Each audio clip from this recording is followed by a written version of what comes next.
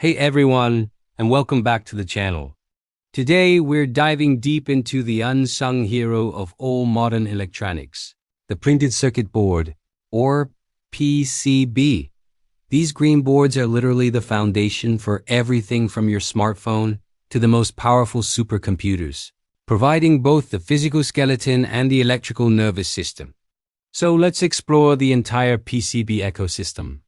From raw materials to the high-tech manufacturing that makes our digital world possible, the PCB supply chain is a fascinating three-tiered structure. It all starts upstream with the core raw materials.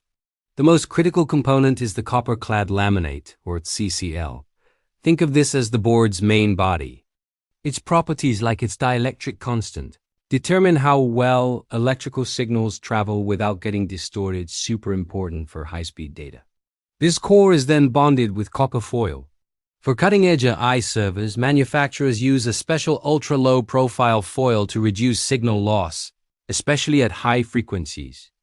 These layers are all held together by a resin-soaked fiberglass cloth called prepreg. For high-performance applications, these resins must have very low signal loss to maintain data integrity. Now let's move to the midstream, which is the actual manufacturing. PCBs aren't one-size-fits-all. For the heavy-duty infrastructure behind AI, we see high multi-layer boards, sometimes with over 20 layers, all engineered with incredibly precise impedance control. A step above that in complexity are IC substrates. These are ultra-high precision boards that act as the middleman between the tiny silicon chip and the main PCB. Then you have flexible printed circuits, or FPCs, which use a bendy material called polyamide. These are perfect for robotics or devices with complex foldable shapes.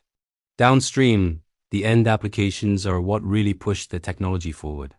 The explosion in AI is demanding boards with more and more layers, often 18 or more, using something called High Density Interconnect technology to manage the massive amounts of data.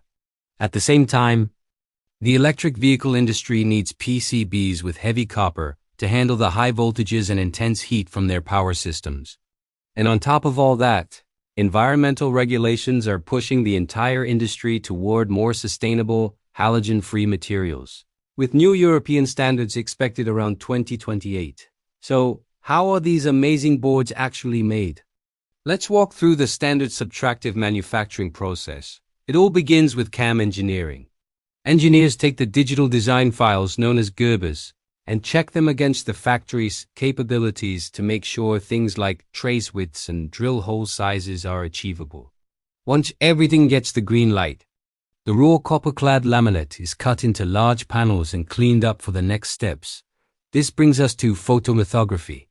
A light-sensitive film is applied to the copper surface. The panel is then hit with UV light through a mask that contains the circuit pattern. Where the light hits, the film hardens, protecting the copper that will become the final circuit. After exposure, the panel goes into a developer solution. This chemical bath washes away the soft, unexposed film, leaving behind the hardened pattern and revealing the unwanted copper underneath.